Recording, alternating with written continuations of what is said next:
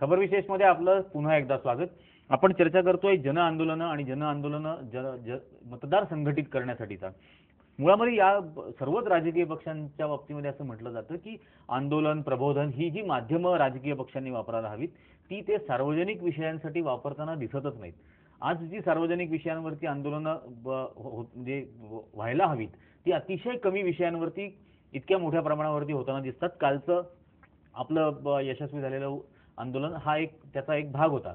पण अशी महाराष्ट्रात अनेक समस्या आहेत, जिल्ह्यात समस्या आहेत, पण त्या ठिकाणी जन आंदोलनं उभी राहताना दिसत नाहीत. काय व्हायला हवं त्या ठिकाणी त्या ठिकाणच्या या कार्यकर्त्यांकडून की त्या ठिकाणी सुद्धा ही आंदोलनं उभी राहतील आणि ती यशस्वी होऊ शकतील? दोन गोष्टी मला या ठिकाणी महत्त्वाच्या वाटतात. म्हणजे आणीबाणी पूर्वीचा काळ आणि आणीबाणी नंतरचा काळ. मी आणीबाणी पूर्वीच्या काळामध्ये समाजकार्यात आलो आणि त्यावेळेला जे मी घडत गेलो त्यावेळेला सत्ता निवडून येणं हा विचार नव्हता. लोकांसाठी संघर्ष करायचे हाच विचार होता. अनेक चळवळी त्यावेळेला जनसंघटना होत्या. आणीबाणी नंतर ज्यावेळेला जनता पार्टी तयार झाली त्यावेळेला प्रत्येक पक्षाला असं वाटायला लागलं की सत्तेमार्फतच परिवर्तन होईल आणि त्यामुळे त्या पक्षांच्या ज्या जनसंघटना होत्या त्या संपल्या. म्हणजे एकाही पक्षाची जनसंघटना अशी उभी राहिली नाही. ते राजकीय पक्ष राहिले. आपण अगदी उदाहरण घ्यायचं झालं तर समाजवादी पक्षाच्या अनेक जनसंघटना होत्या किंवा जनसंघाच्या अनेक जनसंघटना होत्या. तर ह्या ज्या जनसंघटना होत्या त्या जनसंघटना संपल्या. म्हणजे लोकांचा दबाव त्या पक्षावर असण्याची जी भूमिका होती हे राहिली नाही. पर्यायाने जो लोकांचा दबाव गट पाहिजे तो राहिला नाही. आता मला असं वाटतं की जनसंघटनांनी फार काळजीपूर्वक आपली आखणी करण्याची आवश्यकता आहे. उदाहरणार्थ जनसंघटना सुरू करायची असेल किंवा चालवायची असेल तर सर्वात महत्त्वाची गोष्ट मला जी वाटते की कोणतीही किंमत न तक्रार करता मोजण्याची तुमची तयारी आहे. म्हणजे मी मुद्दाम शब्द वापरला तक्रार न करता. मला पोलिसांनी अटक केली, मी पोलिसांच्या बद्दल तक्रार केली. पोलीस त्यांचं काम करणार आहेत, ते त्यासाठी आहेत, त्यांना आम्ही त्यासाठी पगार दिला जातो. आम्ही काय करणार आहोत त्याच्यासाठी?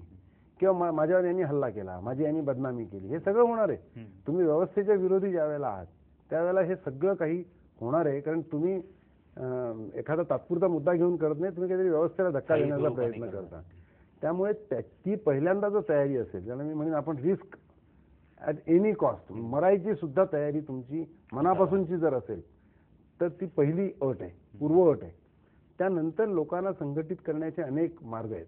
कशा पद्धतीने करायचे आपण स्वतंत्रपणे त्याच्यावर बोलू शकतो. परंतु ते संघटित केल्यानंतर लोकांची प्रामाणिक राहणं, तुम्ही जे म्हणतात तसंच तुम्हाला मनापासून वाटतंय का आणि ते करण्यासाठी तुमची प्राणार्पण करायची सुद्धा तयारी स्वतःची आहे का? इतरांना भाषण करून सांगणं गोष्ट वेगळी आहे. आणि लोक कधी तयार होतात ज्या वेळेला त्यांना दिसतं की विवेक पंडित स्वतः चालतोय तेव्हा माझ्या मागे दुसरे लोक चालतात. ते मी न चालता मी गाडीत जाऊन बसेन की सहाराला मला इंटरव्ह्यू द्यायची आहे असं सांगून मी 1-2-3 तास कुठे जाईन, लोक चालत राहतील, मी मग पुढे येऊन परत चालायला लागेल मीडिया आला की.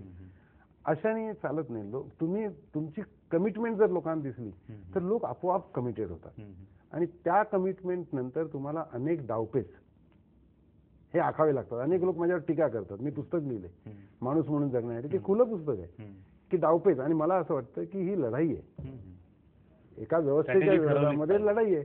मग लढाई ही मी बिनडोकपणे जर लढलो तर मी हरणार आहे. मला डोकं वापरूनच लढायला लागेल आणि मला हा विचार करायला लागेल की माझा विरोधक काय करतोय, माझा विरोधक जे करतोय त्याला हाणून पाडण्याकरता मला काय करावं लागेल. आणि हा जो डावपेचाचा भाग आहे हा फार महत्वाचा आहे. पण तो डावपेच दुय्यम आहे. सर्वात महत्वाचं आहे की तुमची कमिटमेंट. तुमची कमिटमेंट नसेल आणि तुम्ही डावपेच टाकत राहिला तर यशस्वी होणार नाही. पैसा एका बाजूला जिथे आहे त्यांना काम सोपं आहे त्यांचं, कारण त्यांनी पैसे द्यायचे आणि त्यांची कामं करून घ्यायची. पण ज्यांच्याकडे पैसा नाही आणि ज्यांना पैसेवाल्यांच्या विरोधामध्ये काही करायचंय त्यांना लढाई जिंकायची असेल तर पहिल्यांदा एक फौज, कमिटेड फौज. मी आज या जन आंदोलनाच्या याला यशाला श्रेय असं देईन. वसईच्या जनतेचा वाटा त्याच्यामध्ये आहे निश्चित, कारण त्यात त्यांनी मला निवडून पाठवले, हे महत्वाची गोष्ट आहे. परंतु संघर्षामध्ये माझी श्रमजीवी संघटना जी आहे ज्यातले वसईतले असतील जिल्ह्यातले असतील, लोक माझ्यावर टीका करतात की जिल्ह्यातले लोक याने आणले. का मी आणणार नाही आणि मी आणायची गरज नाही. जेव्हा त्यांना वाटतं की आपला भाऊ चालतोय तेव्हा ते उपाशी तापाशी राहून स्वतःच्या खर्चानी त्या ठिकाणी येतात, दिवस रात्र माझ्याबरोबर राहतात. खायला मिळालंय का नाही मिळालंय याचा विचार करत नाहीत. ही जी कमिटेड फौज आहे ती तुमच्याकडे पाहिजे. दुसरी गोष्ट, मी 94 पासून समर्थन ही जी संस्था निर्माण केली की जी विधिमंडळाबरोबर अनेक पक्षांच्या आमदारांच्या बरोबर संपर्कात राहून त्यांना माहिती देत असते. या संपूर्ण आंदोलनामध्ये माझ्या समर्थनच्या टीमने इतकं प्रचंड काम केलं, दिवस रात्र काम केलं की काय चाललेलं आहे त्या आमदारांना क्षणाक्षणाला ब्रीफ करणं आणि त्यामुळे त्या आमदारांचं सातत्याने अपडेट होत राहणं. म्हणजे एका बाजूला मी म्हटलं लोकशाही यशस्वी का झाली, तर एका बाजूला संघटित शक्ती रस्त्यावर आली, दुसऱ्या बाजूला विधिमंडळाचं अधिवेशन चालू आहे पण त्याच्यावर विश्वास नाही म्हणून मी स्वतः रस्त्यावर चालत आलो. पण त्याचबरोबरीने माझे जे सहकारी आमदार विधानसभेत होते त्या सहकारी आमदारांनी, विरोधी पक्षनेत्यांनी, गटनेत्यांनी या सर्वांनी विधिमंडळामध्ये जो प्रखर आवाज उठवला त्या सर्वाचा परिणाम आहे की आपण म्हणजे हे एकत्रित संघटित प्रयत्न जर असतील तर यश मिळू शकतं. पण याचा दुसरा अर्थ हा सरळ सरळ होतोय की तुम्ही म्हणताय कमिटेड टू द कॉज. या अर्थाने एक फौज असायला हवी, एक यंत्रणा त्याच्यासाठी स्वतःची असायला हवी. राजकीय पक्षांकडे ही जी कार्यकर्त्यांची यंत्रणा असते, सर्वच राजकीय पक्षांकडे आहे, ही तितकी कमिटेड दिसत नाही. एकेकाळी म्हणजे आपण ज्या काळाचा उल्लेख केला आणीबाणीच्या काळामध्ये स्वतःहून लोक घरातल्या टेबल खुर्च्या बाहेर आणून बूथ लावत होते, स्लिपांची सुद्धा वाट कधी बघितली जात नव्हती. आता पैसे दिल्याशिवाय पक्षांचे बूथ सुद्धा उभे राहत नाहीत. याचा अर्थ हे राजकीय पक्षांचं गेल्या 20-30 वर्षामधलं संपूर्ण अपयश आहे की ते एक कमिटेड कार्यकर्त्यांचा संच उभाच करू नाही शकले.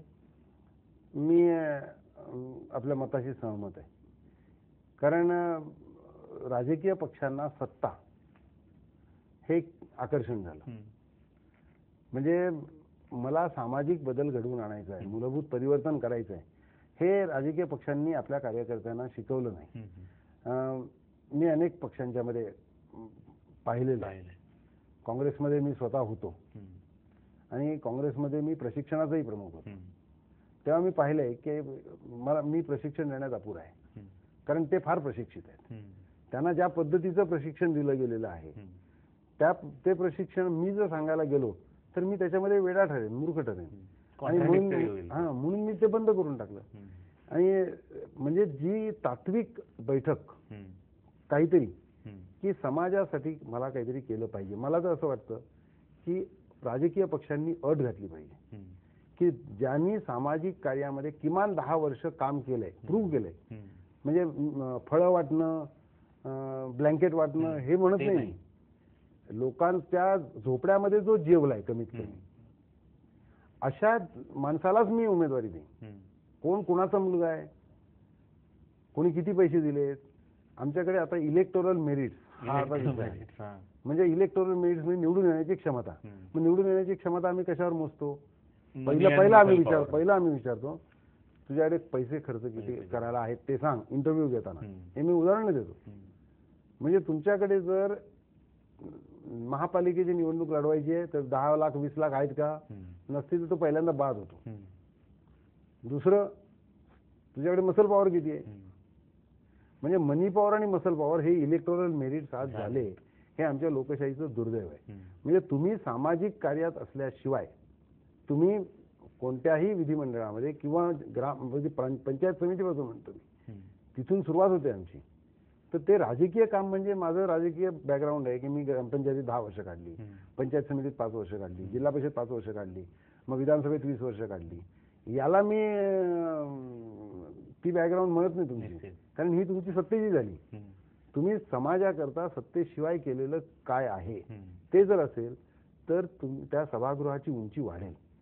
ते जर नाही झालं तर सभागृहाचं अवमूल्यन जे होत चाललेलं आहे ते अवमूल्यन होत जाईल. निश्चितपणे या विषयावर आपण अजूनही चर्चा करणार आहोत आणि आत्ता वेळ झालेली आहे एका छोट्याशा ब्रेकची.